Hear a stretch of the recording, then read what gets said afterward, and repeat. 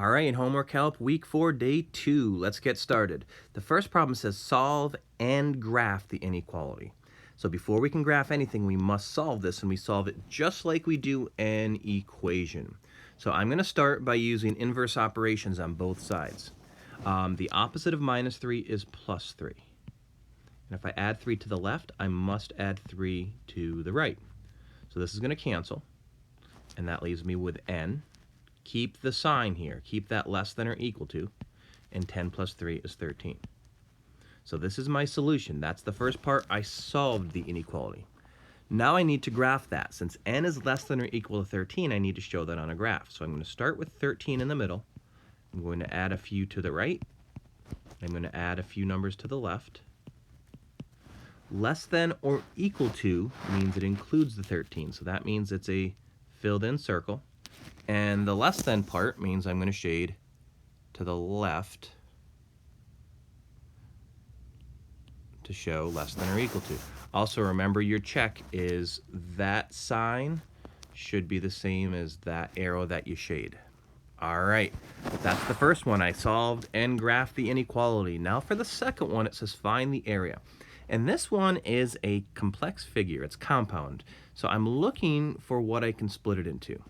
A lot of people look at this and they're like, oh, I'll just split it right there in half, but what the heck is that shape?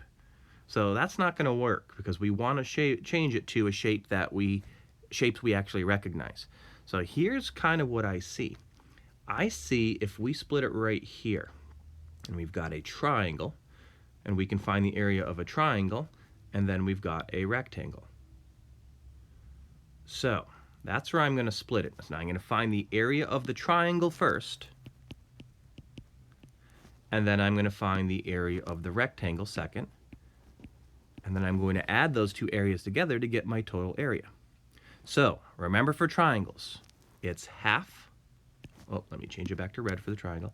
Area is half times base times height. So we need to find that base and height. Now the base, I'm going to highlight here in pink. Oop, that's eraser, not highlighter. The base is going to be this down here.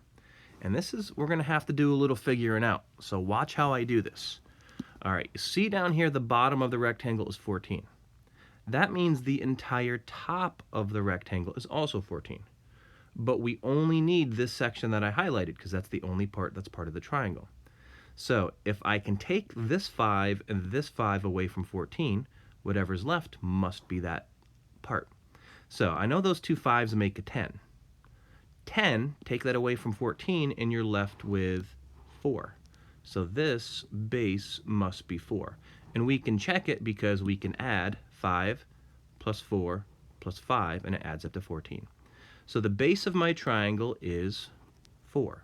So half times 4. Now we need the height of the triangle. So here's how I'm going to figure that one out. I'm going to use my eraser a little bit here. Oops, wrong eraser didn't work there. Let me use that one there. All right, so I'm going to highlight in green the height of the triangle, which is just from there to there. Because remember, the triangle ends here. Now I know they give us this whole height is 16. That 16 is from the bottom here all the way to the top. So I don't need the whole 16. So what I'm going to do is I'm going to get rid of this part down here that I don't need, which is 7. So if I take away 16 from 16, I take 7 away, I'm left with 9. So that means the height is 9. All right, so half times 2 times 4, or half times 4 times 9. And if I type that in, I get 18. So the area of the triangle is 18. Now don't worry, the rectangle is going to be a lot easier. Remember, rectangles are just length times width or base times height. So they give me my two dimensions. Here is my length, here is my width. So all I need to do is 7 times 14. And you can type that into your calculator, or I know 7 times 14 is 98. Now, how do I get my final answer? I have to add the triangle and the rectangle together to get my total area.